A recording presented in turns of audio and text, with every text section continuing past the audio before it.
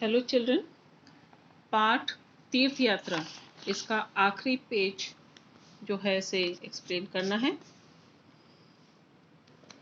इससे पहले हमने देखा था कि उसे थोड़ी देर तक हरो थोड़ी देर तक चुप रही और उसके पश्चात उसने अपनी समस्या का कारण बताया, रोने का कारण लाजवंती को बताया कि उसकी कुंवारी बेटी है जिसके विवाह में उसे दिक्कतें आ रही हैं, जिसकी वजह से वो परेशान है और इसीलिए वह रो रही है। तो आगे लाजवंती कहती, यह क्यों? उसके ब्याह का खर्च तो तुम्हारे जेठ ने मंजूर कर लिया था। जेठ कहते हैं पति के बड़े भाई को। तो लाजवंती उसे कहती है कि क्यों दुखी होने का, क्यों, क्या कारण है? क्योंकि तुम्हारी बेटी के विवाह का खर्च तो तुम्हारे जेठ ने मंजूर कर लिया था कि वो उसके खर्चा उठाएंगे सारे विवाह का।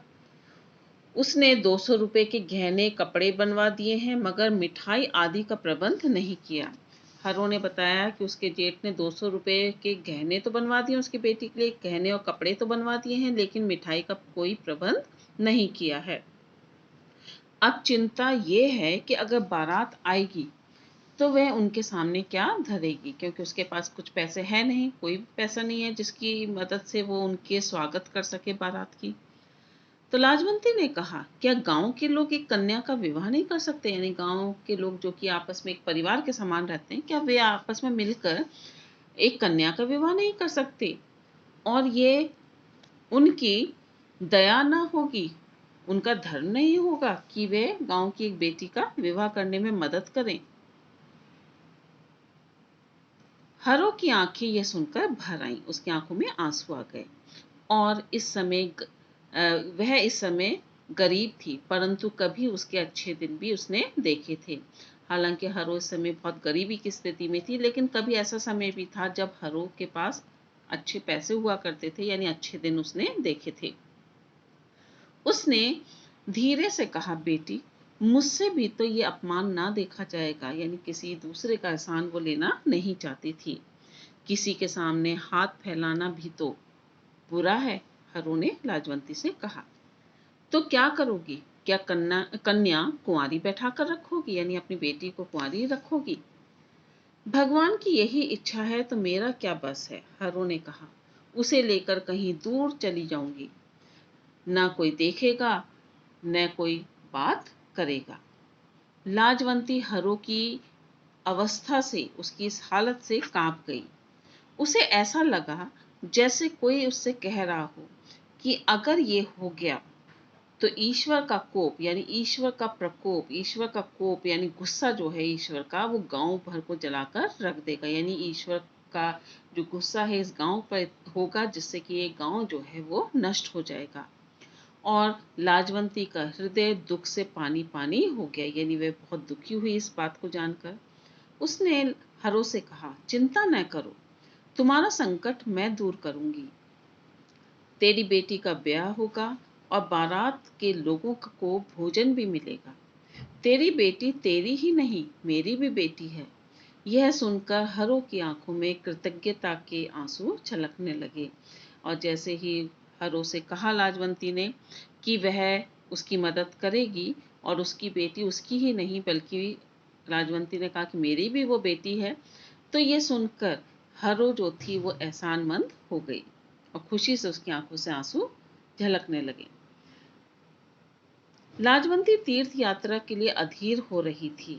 हालांकि लाजवंती ने अपनी तीर्थ यात्रा की पूरी तैयारी कर ली थी और वहां जाने के लिए वो अधीर भी थी, बेचैन भी थी और सोचती थी हरिद्वार, मथुरा, वृंदावन, इन यात्रा के दौरान इन मंदिरों को देखकर उसका हृदय कली की तरह खिल जाएगा। यानी इन जगहों को देखकर, इन तीर्थों को देखकर वह कितनी प्रसन्न हो जाएगी। मगर जो आनंद उसे इस समय प्राप्त हुआ वह उस कल्पित आनंद की अपेक्षा कहीं अधिक बढ़ चढ़कर था। लेकिन जो कल्पना उसने तीर्थ यात्रा की थी, उससे अधिक आनंद उसे इस समय हरो की मदद करने में आ रहा था। वह दौड़ती हुई अपने घर गई और अपने संदूक कहते हैं छोटे से बॉक्स को, उसमें से 200 रुपए लाकर उसने हरो के सामने ढेर कर दिए यानी रख दिए। यह रुपए जमा करते समय वह प्रसन्न अवश्य हुई थी, यह सोच सोचकर कि वह तीर्थ यात्रा पर जाएगी। पर अब उन्हें देते समय उससे भी अधिक वो प्रसन्न थी। किसको देते हुए? हरो को। उन 200 रुपए को हरो को देते हुए वो बहुत अधिक प्रसन्न हो रही थी। सच्चा सुख क्योंकि त्याग में ही, क्योंकि उसने किसी के लिए अपना त्याग किया था, इसलिए उसे त्याग में आत्मसंतुष्टि मिल रही थी। इसके प्रश्न उत्तर डिस्कस करते हैं चिल्ड्रन। शब्द अर्थ मैं आपको पहले ही दे चुकी हूँ, और ये जो टिक लगे हुए शब्द हैं इनके वाक्य प्रयोग भी करने के लिए मैंने आपको पहले ही दे दिया था। मौखिक प्रश्न, इनके उत्तर एक वाक्य में आपको देना है।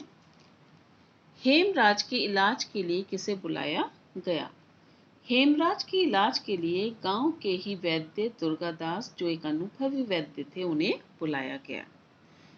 हेमराज को क्या हो गया था? एक सुबह जब हेमराज जागा तो उसके सिर में दर्द हो रहा था और कुछ समय बाद उसे बुखार हो गया था।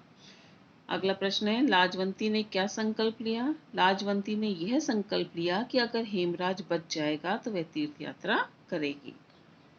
अगला प्रश्न, हरो क्यों रो रही थी? हरो एक गरीब स्त्री थी जिसकी एक कुंवारी बेटी थी। हरो अपनी कुंवारी बेटी की विवाह की चिंता में रो रही थी। अगला प्रश्न, लाजवंती कौन थी? लाजवंती हेमराज की माँ थी। हेमराज से पहले उसके कई पुत्र बचपन में ही मर गए थे, इसलिए वह हेमराज को अपने प्राणों से भी अधिक प्रेम करती थी। मौखिक प्रश्न आप बुक में ही करेंगे और उसी से लर्न करेंगे, कॉपी में नहीं करेंगे। फिर हैं लिखित प्रश्न, विस्तार से इनको उत्तर लिखने आपको। गांव की स्त्रियां बच्चे के लिए सदा चिंतित रहने वाली लाजवंती से क्या कहती थी?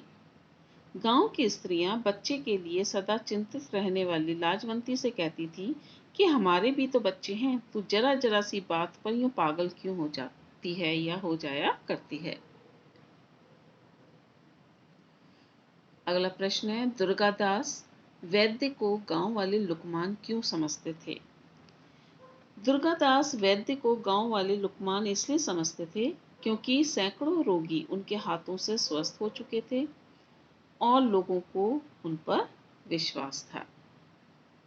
अगला प्रश्न, माँ हरो क्यों रो रही थी? यही सेम प्रश्न आपका इसमें मौखिक प्रश्न में भी है, तो वही आंसर आप इसमें भी लिख सकते हो। माँ हरो, जो कि एक गरीब स्त्री थी और जिसकी एक कुंवारी बेटी थी, वह अपनी कुंवारी बेटी के विवाह की चिंता में रो रही थी। अगला प्रश्न, अपना संचित धन देते हुए लाजवंती क्यों प्रसन्न हुई?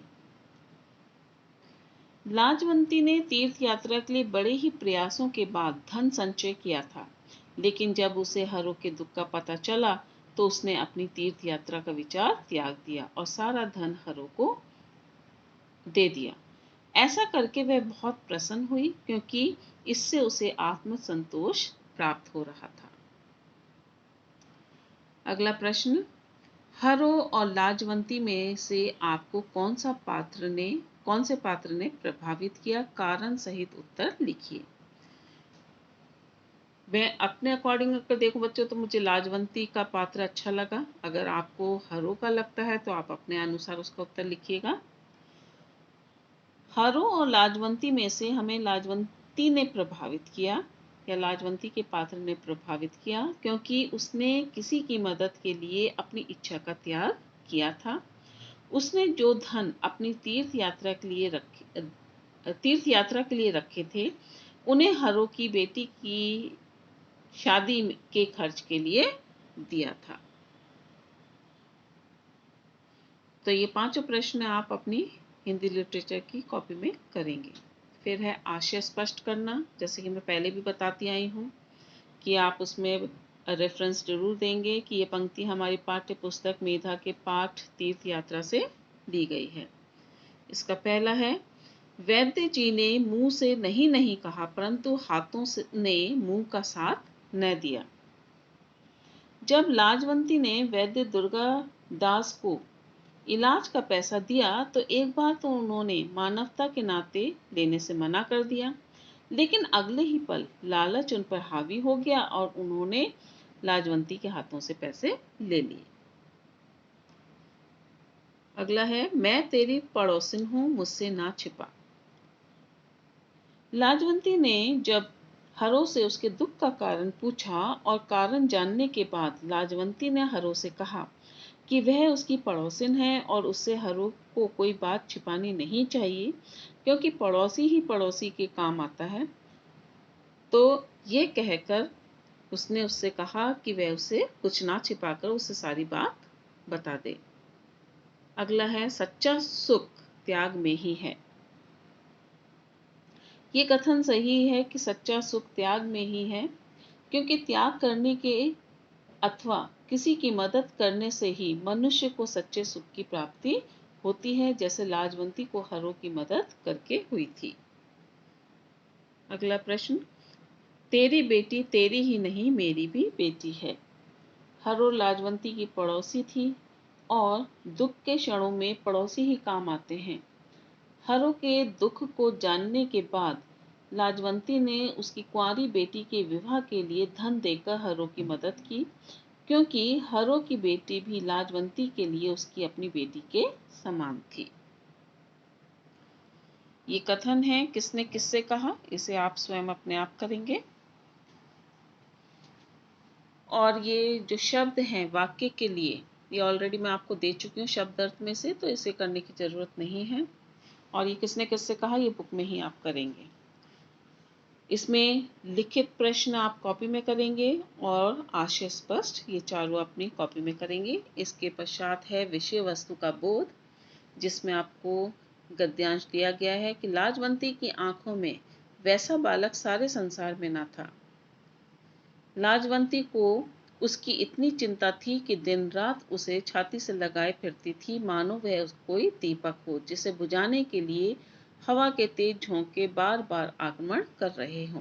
तो इसका पहला और आखिरी शब्द लिखेंगे डैश करके। पहला प्रश्न है, लाजवंती को अपना पुत्र अनोखा क्यों लगता था? लाजवंती को अपना पुत्र इसलिए अनोखा लगता था क्योंकि वही उसके जीवन का एकमात्र सहारा और उसका इकलौता पुत्र था, जिसे वह बहुत प्यार करती थी। नेक्स्ट, उसे अपने पुत्र की चिंता क्यों रहती थी? लाजवंती को अपने पुत्र हेमराज की चिंता इसलिए रहती थी क्योंकि हेमराज से पहले लाजवंती के कई पुत्र हुए, किंतु सबकी मृत्यु बचपन में ही हो गई थी। अब हेमराज ही उसका इकलौता पुत्र था और उसे भय लगा रहता था कि कहीं हेमराज को कुछ ना हो जाए, इसलिए उसे हमेशा अपने पुत्र की चिंता लगी रहती थी। इस पाठ के लेखक कौन हैं? इस पाठ के लेखक श्री सुदर्शन जी हैं। फिर है, नीचे दिए गए मुहावरों को वाक्यों में प्रयोग कीजिए। 2 मुहावरे दिए गए हैं, दीपक बुझना, छाती से लगाकर रखना। मैं आपको उदाहरण के तौर पे वाक्य बता रही हूँ, आप अपने भी वाक्य बना सकते हैं। पहला है दीपक बुझना। पिता को जब समाचार मिला कि उनका पुत्र युद्ध में शहीद हो गया, तो अपने घर के दीपक के बुझ जाने का उन्हें बहुत दुख हुआ। छाती से लगा कर रखना। यशोदा माता श्री कृष्ण को सदैव अपनी छाती से लगाकर रखती थी। तो ये विषय वस्तु के ये चारों प्रश्न भी आप कॉपी में करेंगे। Thank you children.